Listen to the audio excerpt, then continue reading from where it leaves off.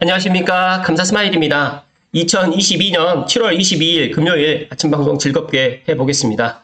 오늘의 한 줄 명언은 고통은 잠깐이다. 포기는 영원히 남는다. 랜스 암스트롱. 포기하지 않은 오늘이 되었으면 좋겠고요. 오늘 방송 드릴 주제는 감사스마일에게 그 민간 사전청약이라든지 공공 사전청약 관련해가지고 많은 분들이 문의를 주셔서 가장 기본적인 민간 사전청약 당첨자 또 공공 사전청약 당첨자가 아파트 청약 관련해가지고 이제 제가 한번 오늘 이야기를 좀 드려볼 수 있도록 하겠습니다. 먼저 그 국토부에서 제공되는 사전청약 당첨에 따른 세부 청약 제한 사항이 이렇게 되어 있는데 이 표를 가지고 한번 본인들이 이런 것들을 완벽하게 숙지를 해야 된다는 말씀을 먼저 드리면서 이야기를 좀 드리겠습니다. 예를 들어서 지금 민간 사전청약과 공공 사전청약이 같으면서도 약간 좀 상이한 부분이 있습니다.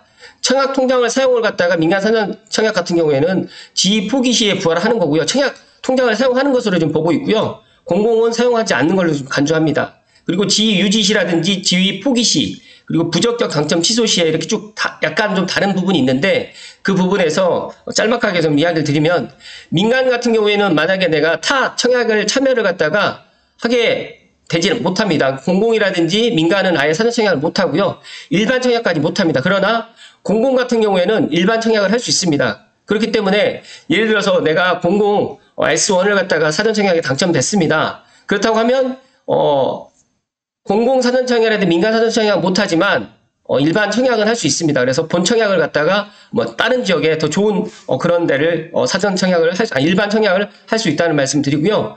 지위를 갖다 포기할 경우에는 타 청약 참여 가능은 민간 같은 경우는 다 가능합니다. 공공, 민간, 일반 다 청약이 가능하고요.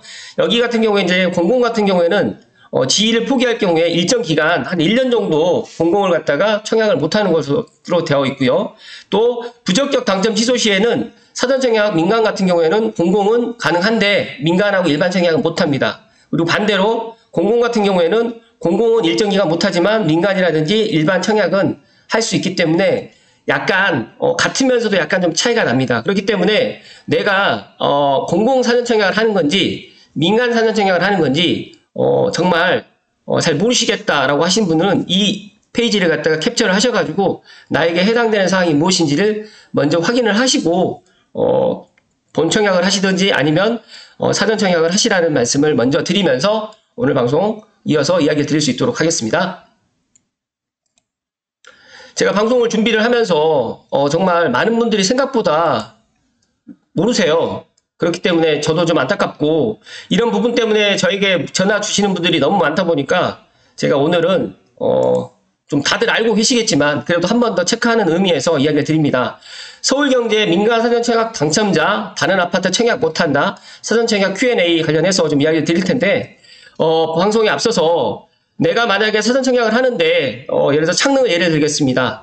S1과 S4가 너무 길다라고 생각하시는 분들은 그 전에 사전청약을 당첨 받으시고 예를 들어서 이제 일반 청약이라든지 아니면 다른 지역으로 해가지고 또 옮겨갈 수도 있기 때문에 그런 부분은 각자가 좀 판단하시는데 제가 사전청약을 갖다 하시는 분들한테는 정말 종잣돈이 없으신 분들이나 아니면 좀 내가 한 10년 정도를 갖다 버틸 수 있다라고 생각하시는 분들은 사전청약을 하셔도 되는데 종잣돈이 있으신 분들이나 아니면 내가 거기까지 그 기간까지는 내가 내 집을 갖다가 좀 기다리기가 좀 쉽지 않다라고 하신 분들은 지금 올해 말 아니면 내년 초까지 정말 금매가 나오게 된다고 하면 청약만 기다리시는 게 아니라 고양시 같은 경우에 더 좋은 입지에 지금 보면 일산 동구 서구에 비해서 지금 덕양구의 아파트 가격이 좀 많이 내려가고 있습니다. 그래서 그런 부분에 있어서 내 집 마련으로 선택을 하는 것도 나쁘지 않다는 말씀을 드리면서 Q&A 시작하겠습니다.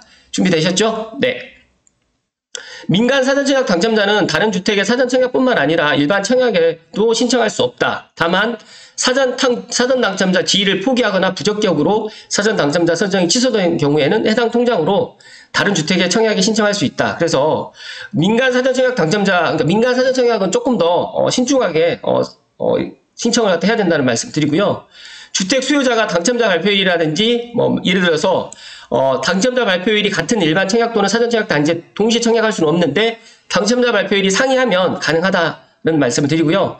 또 다른 사전청약과 일반 청약 물량에 대해서는 중복 신청할 수 있다. 민간 사전청약 관련해가지고 일문일답으로 정리했는데 다들 알고 계시는 분들은 패스하시고요. 잘 모르시겠다라고 하신 분들은 끝까지 들어주시면 좋을 것 같습니다.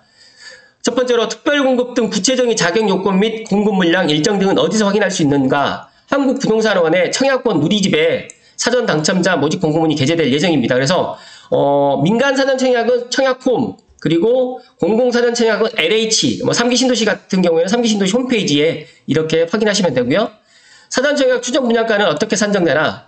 추정 분양가는 사업 주체가 마련하는 건축 설계를 바탕으로 분양가 상한제 주택의 분양가 산정 방식과 유사하게 산정되는데 주택도시보수공사 허그 추정 분양가 검증위원회에서 적정성 검증을 거쳐서 확정되는데 얼마 전에 지금 제가 파주운정 A23블럭에 대해서 이야기를 드렸는데 생각보다 본청약 분양가가 그렇게 높지는 않았어요. 그러나 저는 조심스럽게 사전청약 분양가에서 본청약 분양가는 앞으로 많이 인상이 될 것이다. 상승이 될 것이다 하는 말씀 드립니다.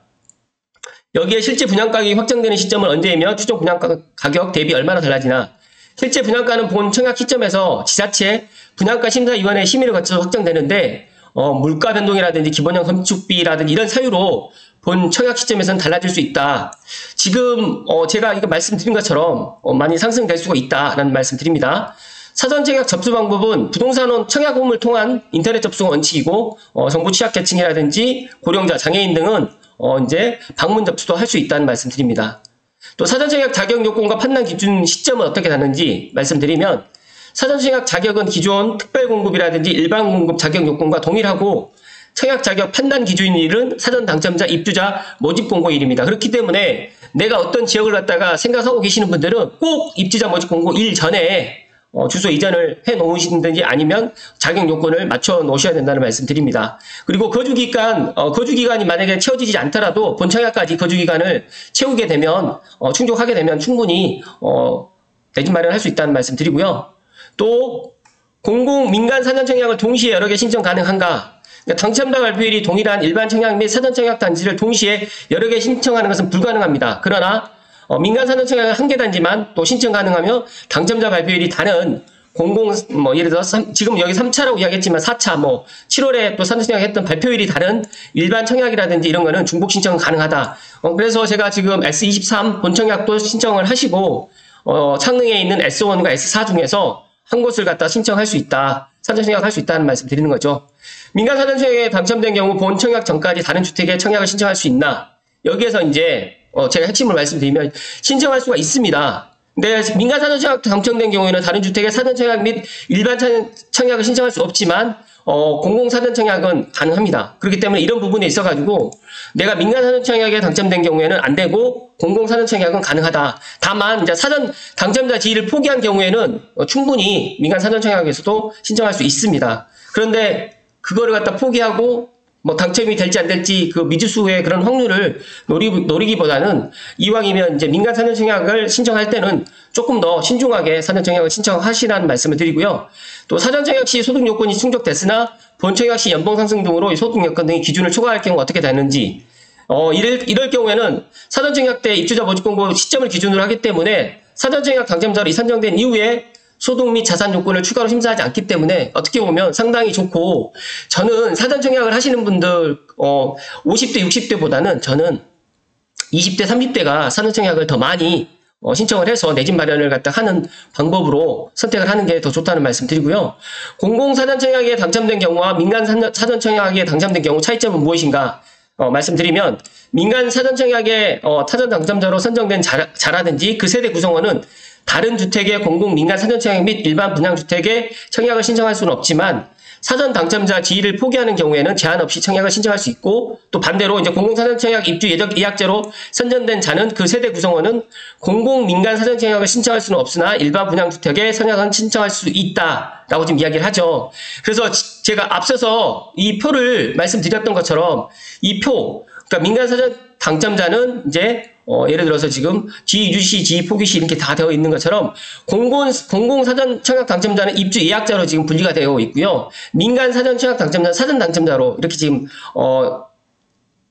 의미가 좀 다르게 지금 부여되어 있습니다. 그렇기 때문에 내가 만약에 공공사전청약에 당첨됐다, 민간사전청약에 당첨됐다라고 하시면 이 표를 정말 캡처를 하셔가지고 꼭 숙지를 해주시고, 제가 이 신문 기사는 링크를 제가 걸어드릴 테니까 한 번 더 제 방송을 보시고 한 번 더 참고하시면 더 좋을 것 같습니다. 사전청약 당첨 이후에 세대분립 통합 혼인 등으로 세대원이 변경된 경우 주택수 판정을 위한 세대원 기준은 무엇인가? 여기에서 이제 사전청약 모집공고일 이후에 혼인이라든지 생업상 사정 등으로 사전 당첨자의 세대 구성원이 변경된 경우에는 본 청약 입주자 모집공고일 당시 세대 구성원을 기준으로 주택수를 판정하기 때문에 어떻게 보면 사전 당첨하고 난 이후에 주택을 갖다 소유하게 되면 이런 불이익이 있다는 것을 좀 알면 좋을 것 같고요. 사전 청약에 당첨된 이후에 상속 혼인의 사유로 주택을 추가로 소유하게 되는 경우에는 사전 당첨 자격 인정이 가능한가? 여기에서 나와 있습니다. 사전 청약 모집 공고일 이후에 사전 당첨자 및 그 세대원이 상속을 원인으로 주택을 추가로 취득하게 된 경우에는 주택수 유지 의무의 예외로 인정이 가능하지만, 다만 상속 외의 혼인이라든지 증여로 주택을 추가로 이제 취득한 경우에는 예외로 인정할 수 없습니다. 그렇기 때문에 사전 청약에 당첨된 이후에 본 청약까지 이런 것들을 잘 유지를 해야 됩니다. 그렇다 보니까 만약에 사전 청약에 당첨됐는데 갑자기 이제 증여로 내가 집을 갖다 받았어요. 그렇다고 하면 사전 당첨 자격이 취소가 된다는 말씀 드립니다. 여기에서 이제 상속 외의 사유, 그러니까 아버님이 돌아가셔가지고 상속받는 경우에는 가능한데 혼인이라든지 증여 등 이런 경우에는 안 된다는 말씀 다시 한번 강조해서 이야기를 드리고요. 사전 당첨자 모집 공고일 해당 지역에 거주하기 시작한 사전 당첨자가 이후 계속해서 2년간 거주하다가 본 청약 입주자 모집 공고일 이전에 타 지역으로 이주한 경우에는 사전 당첨 자격은 유효한가? 제가 알고 있기로는 유효합니다. 그러나 이제 해당 지역에 거주하고 있었고 본 청약 입주자 모집 공고일까지 거주 기간을 충족한 이력이 있으므로 본 청약 입주자 모집 공고일 현재는 해당 지역에 거주하고 있지 않더라도 거주 기간을 충족한 것으로 인정됩니다. 그러니까 제가 지금 사전 청약 Q&A가 이게 작년 12월 정도에 지금 이런 것들을 꼼꼼하게 지금 이야기를 했는데, 앞으로 사전 청약이 올해만 되는 게 아니라 내년, 내후년 계속적으로 일어나기 때문에 내가 내 집 마련을 갖다 청약으로 희망하시는 분들은 이 사전 청약 Q&A를 정말 완벽하게 숙지를 해야 된다는 말씀을 강조해서 이야기를 드리고요. 사전 청약 시 해외에 거주하고 있어도 청약 신청이 가능한가? 사전 당첨자 모집 공고일 기준으로 계속해서 90일 초과해서 해외에 체류 중인 경우에는 국내에 거주하고 있는 것으로 볼 수 없어서 청약이 제한됩니다. 그렇기 때문에 만약에 해외로 나가는 사람이 있다고 하면 91일 넘지 않도록 하셔야 되고요.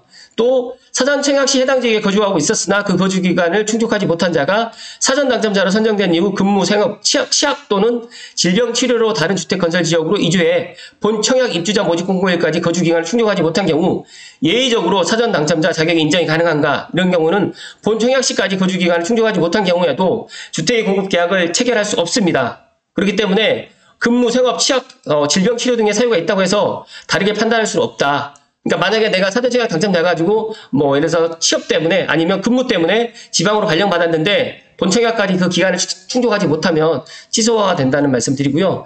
사전 당첨자의 지위는 양도가 가능한가?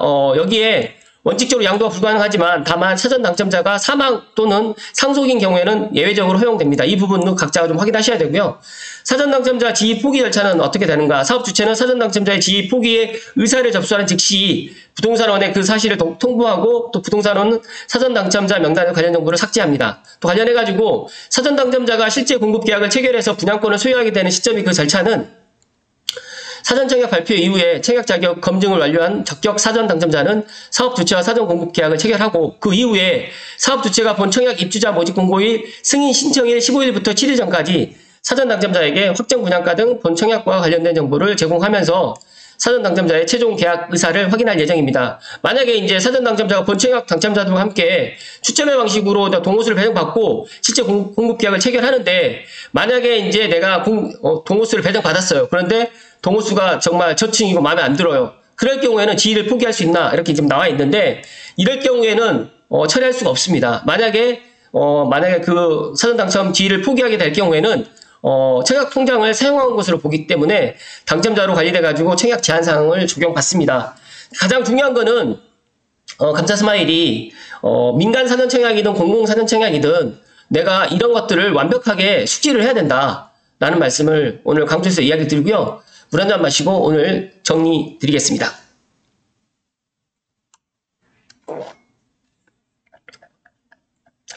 제가 이 방송을 준비하면서 많은 분들이 저에게 민간 사전청약 당첨이라든지 또 공공사전청약 관련해가지고 그 청약 통장을 갖다가 이걸 갖다가 사용을 갖다 하는 것으로 간주를 하는 건지 또 안 하는 건지 또 지위를 갖다가 유지하면서 청약을 할 수가 있는 건지 그런 것들을 너무 많이 여쭤보셔서 제가 이런 방송을 아침에 기본적인 방송인데 다 찾아보면 또 유튜브에 검색하게 되면 다 나오고 네이버에 또 검색하게 되면 다 나오는데 제가 이게 또 1년 전에 이제 이런 것들이 좀 나와 있기 때문에 방송을 해야 되나 말아야 되나 많이 망설였는데 감사 스마일이 이제 저는 알고 있지만 또 많은 분들이 또 모르실 거라고 생각을 하고 있고요. 또 감사 스마일 TV가 그렇게 많은 분들이 또 시청하는 방송이 아니고 또 고양시에 있는 무주택자분들이라든지 서울시 수도권의 무주택자분들이 더 많이 시청하는 것으로 제가 알고 있기 때문에 이 부분에 있어서 오늘 좀 이야기를 드리는데 다시 한번 강조해서 이야기를 드리면 민간 사전청약은 사전 당첨자로 지금 되어 있고요. 공공사전청약은 입주 예약제로 되어 있습니다. 그래서 민간 사전청약은 청약 통장을 사용하는 것으로 간주를 합니다.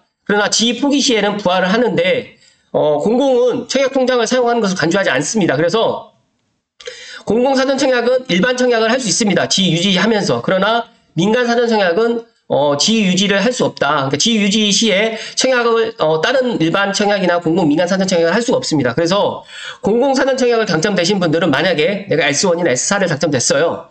그런데 내가 더 좋은 지역이 일반 청약이 만약에 덕은이 많이 일반 청약을 한다라고 하게 되면 일반 청약에 당첨을 갖다 그러니까 사전 청약을 일반 청약을 할 수가 있다는 겁니다. 그렇기 때문에 어떻게 보면 민간 사전청약 당첨되는 것보다 공공 사전청약 당첨되는 게 두 마리의 토끼를 잡을 수 있다는 말씀을 오늘 끝으로 드리면서 오늘 좀 다소 길었지만 이 부분에 있어서 사전청약 Q&A 물론 인터넷이라든지 다른 부분에서도 저보다 더 자세하게 나와 있지만 그래도 말로만 듣는 것보다 본인이 직접 눈으로 한번 보시고 이런 부분을 꼼꼼하게 체크를 하셔서 사전청약 당첨됐는데 불이익 당하는 일이 없었으면 하고요. 감사 스마일이 어제 어떤 분이 이제 저에게 이제 제가 용산 관련해가지고 또 이야기를 드렸을 때 용산 이제 국제업무지구가 이제 용산 국제업무지구에 대해서 이제 제가 어제 이야기를 드렸지 않습니까? 근데 또 이제 경의중앙선 쪽으로 해가지고도 이제 용산을 한 25분, 30분 정도면 올 수 있다. 저도 이제 그 부분까지 생각을 못 했는데 아무튼 어찌됐든 간에 지금 어제 또 소득세, 양도소득세라든지 양도소득세 아니죠. 어제 그 세제 개편안이 좀 나와 있는데 이것도 이제 제가 다음번에 한번 제 생각을 한번 이야기 드려볼 수 있도록 하겠습니다. 감사 스마일이 예상했던 것들이 물론 맞을 수도 있고 틀릴 수도 있는데 가장 제가 기본적으로 생각하는 거는 부동산은 공부를 해야 됩니다. 우리가 인생을 살면서 공부를 해야 되는 게 너무 많지만 꼭 부동산은 공부를 해야 된다는 말씀을 끝으로 드리면서 오늘 방송 마무리 지을 수 있도록 하겠습니다. 오늘도 건강하십시오. 고맙습니다.